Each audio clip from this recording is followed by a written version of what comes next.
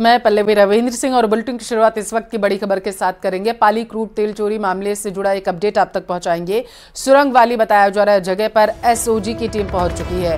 Petrol pump के पीछे सुरंग का निरीक्षण किया गया। आईओसी पाइपलाइन से बताया जा रहा है कि चोरी की जा रही थी। करीब 100 फीट लंबी और 10 फीट गहरी 4 फीट चौड़ी सुरंग को बनाया गया था। आईओसी अधिकारियों से अब जो है पूछताछ की जाएगी इस पूरे मामले को लेकर के। तो आईओसी पाइपलाइन में सुरंग जो बनाई जा रही थी, क्रूड ऑयल की लगातार चोरी हो रही थी, उसको लेकर के ये बड़ा अपडेट सामने आया है। टीम जो है वो पहुंच चुकी है और ज्यादा जानकारी के साथ पाली से संवाददाता टेलीफोन लाइन पर श्याम जुड़ चुके हैं। श्याम, टीम पहुंच चुकी है वहां पर, पूछताछ शुरू हो चुकी है या फिर अभी कुछ वक्त लगेगा? जी बिल्कुल, एसओजी की टीम है जो कल दोपहर बाद पहुंच गई है, जहां पर उन्होंने पूरा जो ये घटनाक्रम हुआ है, जो तेल का खेल हो चल रहा था पिछले काफी समय से, ये क्रूड ऑयल की चोरी हो रही थी, वहां की घटनास्थल का इन्होंने निरीक्षण किया है। आईओसी के अधिकारियों से पूछताछ की है, साथ ही बढ़ के जो पुलिसकर्मी है उनसे भी पूछताछ की है कि किस तरीके से या फिर पूर्व में भी ये चोरी की, तेल आईओसी की तेल पाइपलाइन की चोरी का मामला आया था सामने।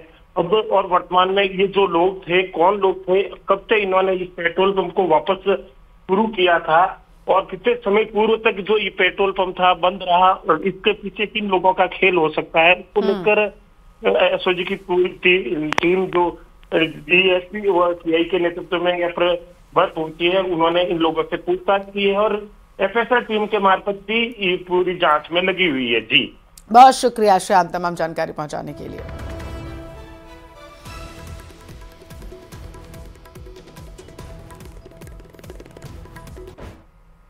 और राज्यसभा की 3 सीटों पर 3 नाम जो है तय हो चुके हैं। बीजेपी तीसरा प्रत्याशी नहीं उतारेगी, ऐसी जानकारी है। आज बीजेपी के दोनों उम्मीदवार अपना नामांकन जो है वो दाखिल करते हुए नजर आएंगे। तो इस वक्त की बड़ी खबर आप तक पहुंचा रहे हैं। बीजेपी अपना तीसरा प्रत्याशी नहीं उतारेगी, ऐसी जानकारी है। चुन्नीलाल गरासिया और मदन राठौर नामांकन करेंगे। सोनिया गांधी ने कल ही अपना नामांकन कर दिया था। बीजेपी प्रत्याशियों के नामांकन के दौरान सीएम भजनलाल शर्मा और दोनों डिप्टी सीएम भी मौजूद रहेंगे और इसके साथ ही कई विधायक अधिकारी वहां पर मौजूद रहेंगे। राज्यसभा की 3 सीटें खाली हुई हैं जिसको लेकर के चुनाव होना है। बीजेपी ने 2 उम्मीदवार उतारे हैं, जबकि कांग्रेस की तरफ से सोनिया गांधी ने अपना नामांकन पेश किया है। आज नामांकन की अंतिम तारीख है। किरोड़ी लाल मीणा, केंद्रीय मंत्री भूपेंद्र यादव, मनमोहन सिंह का राज्यसभा का कार्यकाल पूरा हो चुका है, जिसके बाद इन 3 सीटों पर अब चुनाव होना है।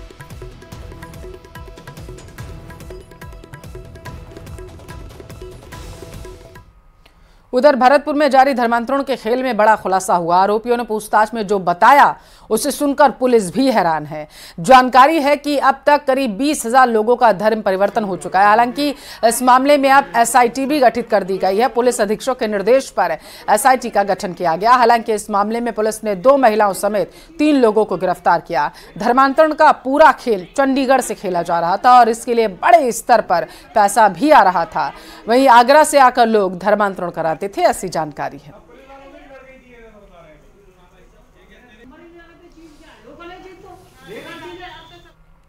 और तमाम विवादों के बीच अब राजस्थान के सभी स्कूलों में आज सूर्य नमस्कार किया जाएगा और इसके लिए स्कूलों को निर्देश भी दे दिए गए। ये सूर्य नमस्कार सामूहिक तौर पर किया जाएगा। सबसे पहले प्रार्थना सभा होगी और उसके बाद सूर्य नमस्कार किया जाएगा। सबसे बड़ा कार्यक्रम जयपुर के चौगान स्टेडियम में होगा, जो राज्य स्तरीय समारोह है। इस कार्यक्रम में शिक्षा मंत्री मदन दिलावर भी शामिल होंगे। ये कार्यक्रम सुबह 10:30 बजे से 11 बजे तक होगा। छात्र और शिक्षक एक साथ सूर्य नमस्कार करेंगे। उधर श्रद्धालुओं के लिए आज से भजनलाल सरकार बड़ी सौगात देने वाली है। दोपहर 1 बजे सीएम भजनलाल शर्मा राजस्थान से अयोध्या जाने वाली बसों को हरी झंडी दिखाकर रवाना करेंगे। प्रदेश के सभी संभागों से अयोध्या के लिए बस सेवा शुरू हो जाएगी, जिससे आप जयपुर के किसी भी कोने के श्रद्धालु अयोध्या जा सकेंगे। ये बस विशेष रूप से अयोध्या के लिए ही चलेंगी। साथ ही श्रद्धालुओं को कोई परेशानी ना हो, इसका भी खास ध्यान रखा जा रहा है।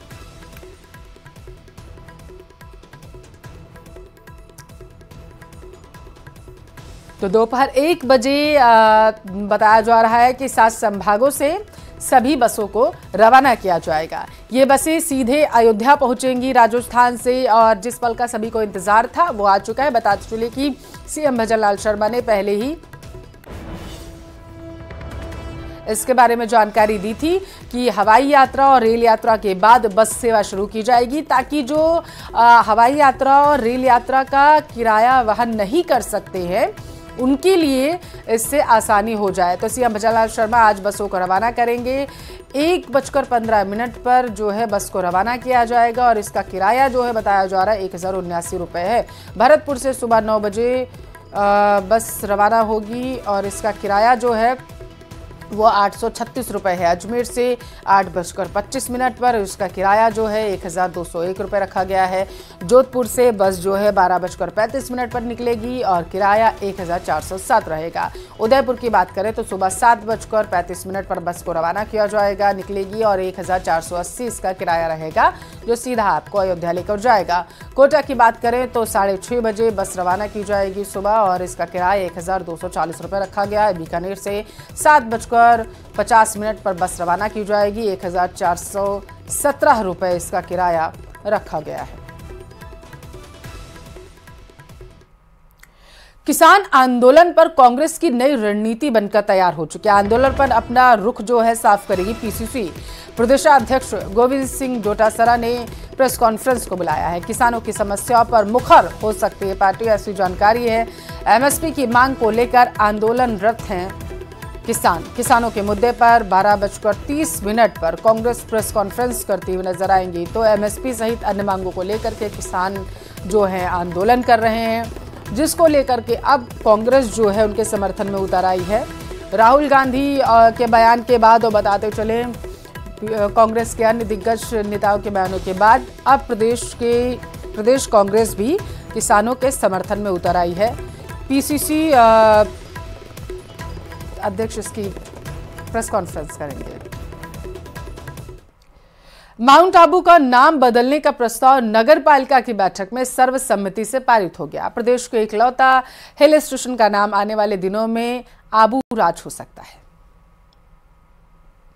माउंट आबू का बदलेगा नाम, माउंट आबू से आबू राज करने की तैयारी, सर्वसम्मति से पारित हुआ प्रस्ताव।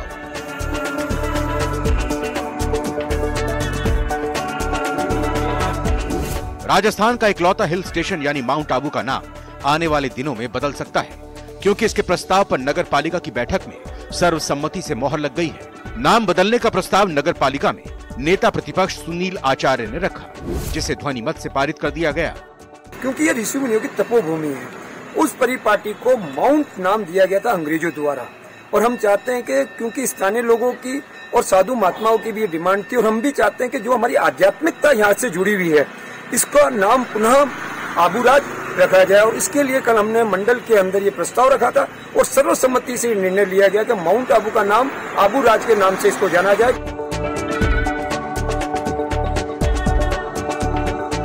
33 करोड़ देवी देवताओं की धरती यानी माउंट आबू के नाम बदलने की मांग लंबे वक्त से हो रही थी।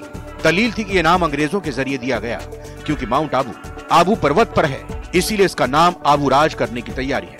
लोगों का मानना है कि आबूराज सार्थक और प्राचीन नाम है। बहरहाल सब कुछ ठीक रहा तो माउंट आबू अब आबूराज हो जाएगा। सिरोही से न्यूज़ 18 राजस्थान के लिए प्रतीक कुमार की रिपोर्ट।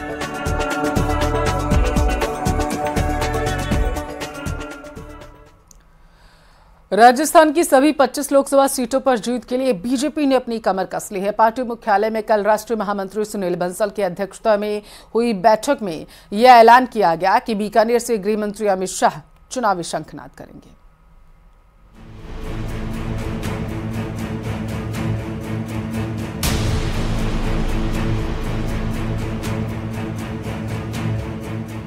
लोकसभा चुनाव पर बीजेपी का प्लान फाइनल। अमित शाह बीकानेर से करेंगे चुनावी शंखनाद। पार्टी कार्यालय में बैठक के बाद फैसला। लोकसभा चुनाव के मद्देनजर जयपुर में पार्टी कार्यालय में दिन भर चली बैठक के बाद यह साफ हो गया कि बीकानेर से गृह मंत्री अमित शाह लोकसभा चुनाव के लिए शंखनाद करने वाले हैं।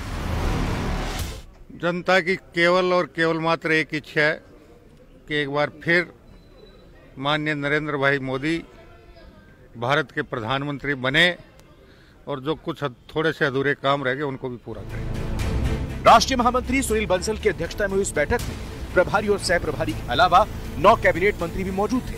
क्लस्टर प्रभारियों के अलावा लोकसभा प्रभारियों और संयोजकों के साथ विस्तार से लोकसभा चुनाव की रणनीति पर चर्चा हुई। यशस्वी गृह मंत्री आदरणीय अमित शाह जी का 20 तारीख को प्रवास है और 25 तारीख को उत्तर प्रदेश के उप मुख्यमंत्री माननीय केशव प्रसाद जी मौर्य का इसी लोकसभा प्रवास की योजना को लेकर वो 20 तारीख को माननीय गृह मंत्री जी रहेंगे और 25 तारीख को केशव प्रसाद मौर्य जी रहेंगे, जो अलग अलग लोकसभा क्षेत्रों में अलग अलग कार्यक्रमों में हम सबका मार्गदर्शन करेंगे। कार्यक्रम के तहत 20 फरवरी को अमित शाह राजस्थान दौरे पर रहेंगे, जहां बीकानेर क्लस्टर में प्रबंध समिति की बैठक को संबोधित करेंगे। इसके अलावा बूथ सम्मेलन को संबोधित करने के साथ साथ जयपुर में प्रबुद्धजन सम्मेलन को संबोधित करेंगे।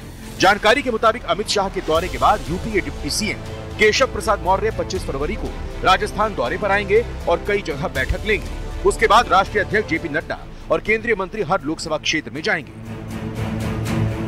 20 तारीख से शीर्ष नेताओं के प्रवास शुरू हो जाएंगे, क्लस्टर्स की बैठक शुरू हो जाएगी और उसके बाद राष्ट्रीय अध्यक्ष जी जो केंद्रीय नेता हैं, रक्षा मंत्री जी से लेकर तमाम ऐसे नेता, पार्टी के दूसरे क्रम के नेता भी हर लोकसभा में जिनका प्रवास होगा और फिर प्रदेश के नेता विधानसभाओं तक जाएंगे। कुल मिलाकर आने वाले चुनाव से पहले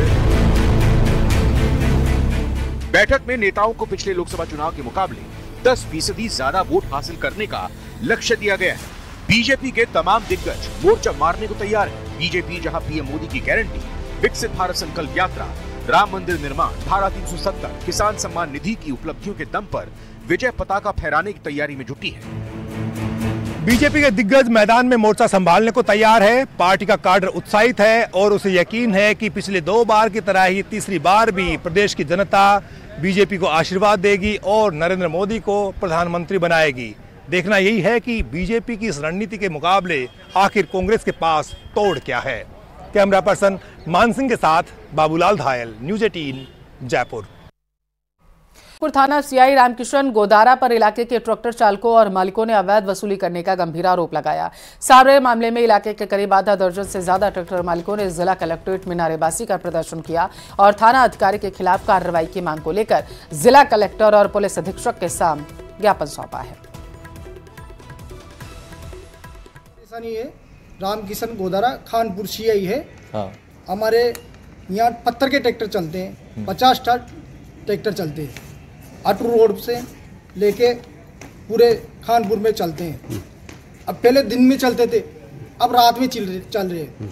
मंथली पहले 6000 थी, अब 5000 ले रहा है सीआई खानपुर रामकिशन गोदारा। अब वो मेरे ऊपर दबाव बनाता है, मैं ट्रैक्टर चला भी नहीं रहा। बंद ट्रैक्टर के अगर नहीं चलाते हो तो भी पैसे दो और चलाते तो भी पैसे दो। तो मैंने कहा ये कोई बात हुई क्या। उसने गाड़ी में किसी के साथ गया था, मैं गाड़ी में पटका, मेरे साथ मारपीट करी, इसलिए ये ज्ञापन। तो ये क्या ट्रैक्टर की वसूली चलती है। जोधपुर के लूणी कस्बे में को अंजाम दिया और इस बार एक साथ कई स्थानों पर छापेमारी की गई। जानकारी है कि मेघराज सिंह के कई ठिकानों पर यह कार्रवाई की गई। ईडी के इस एक्शन पर रिपोर्ट देखिए आप।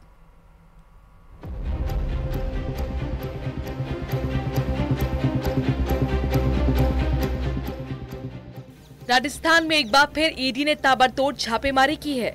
ईडी के इस बड़े एक्शन से हड़कंप मच गया है। ईडी ने एक साथ कई स्थानों पर यह कार्रवाई की। इस बार ईडी ने खान घोटाले से जुड़े मामले में एंट्री की है। बताया जा रहा है कि ईडी ने राजस्थान की 1.5 दर्जन से ज्यादा ठिकानों पर छापेमारी की कार्रवाई की। जयपुर में मेघराज सिंह शेखावत के ठिकानों पर यह कार्रवाई हुई है। कहा जा रहा है कि राजस्थान, दिल्ली, गुजरात की टीम ये छापेमारी की कार्रवाई कर रही है।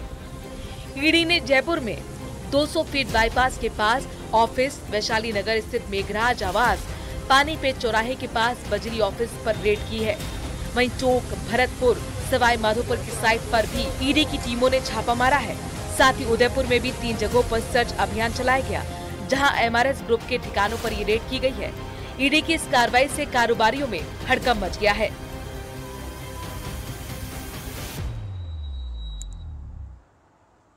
खनन घोटाले के अंदर मेघराज सिंह का यहाँ पर जो नाम हुआ यहाँ पर आया था, उसके बाद में इस पूरे मामले के अंदर ईडी की एंट्री होती है, ईडी की जो सर्च है वो आज यहाँ पर देखने को मिली। मेघराज सिंह एक ऐसा वो नाम है जो कहा जा सकता है कि खनन क्षेत्र के साथ साथ में जो पॉलिटिकल कहा जा सकता है कि इसके अंदर भी अपनी अच्छी पकड़ यहाँ पर रखते हैं। जो जैसलमेर का सूर्यगढ़ जो रिजॉर्ट है वो किसी से छुपा हुआ यहाँ पर नहीं है।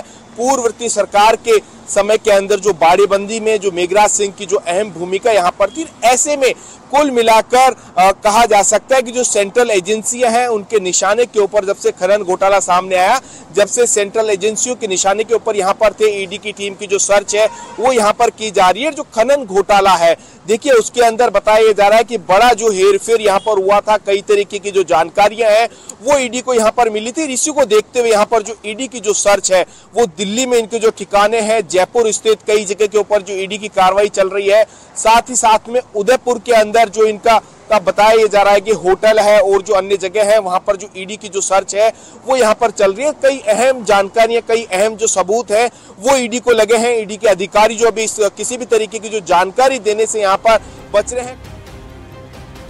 बता दें कि साल 2020 में राजनीतिक संकट के समय मेघराज के जैसलमेर स्थित सूर्यगढ़ होटल में कांग्रेस नेताओं को ठहराया गया था।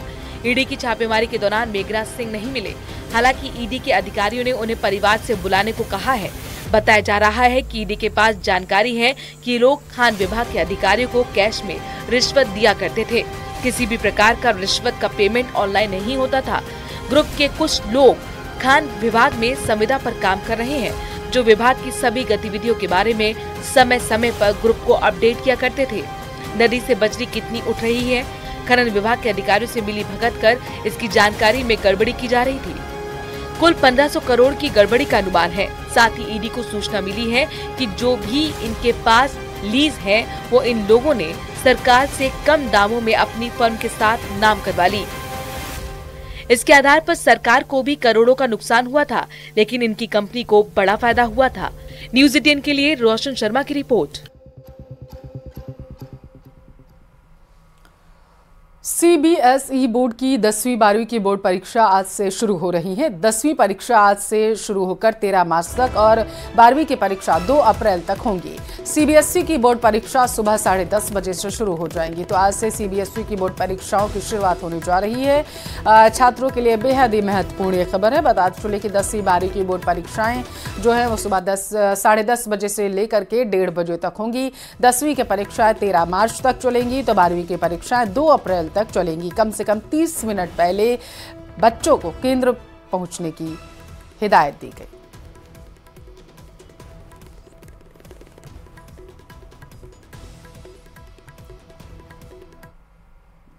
वाराणसी के ज्ञानवपी परिसर स्थित व्यास जी के तहखाने में पूजा अर्चना शुरू किए जाने के मामले में जिला जज वाराणसी के आदेश के खिलाफ दाखिल की गई मुस्लिम पक्ष की याचिका पर इलाहाबाद हाईकोर्ट में आज सुनवाई होगी। जस्टिस रोहित रंजन अग्रवाल की सिंगल बेंच में सुनवाई होनी है। सबसे पहले मुस्लिम पक्ष यानी कि अंजुमन इंतजामिया मसाजिद कमेटी और यूपी सुन्नी सेंट्रल वक्फ बोर्ड की ओर से ये दलीलें पेश की जाएंगी और इसके बाद हिंदू पक्ष और यूपी सरकार को अपनी दलीलें पेश करने का मौका मिलेगा।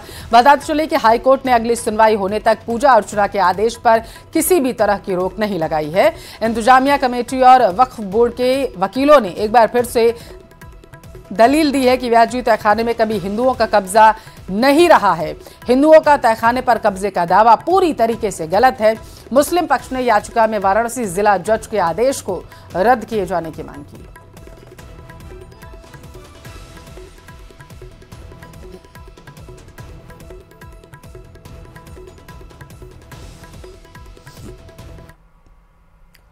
और चलिए इसी के साथ फिलहाल के लिए इस बुलेटिन में बस इतना ही। रुकते हैं एक छोटे से ब्रेक के लिए।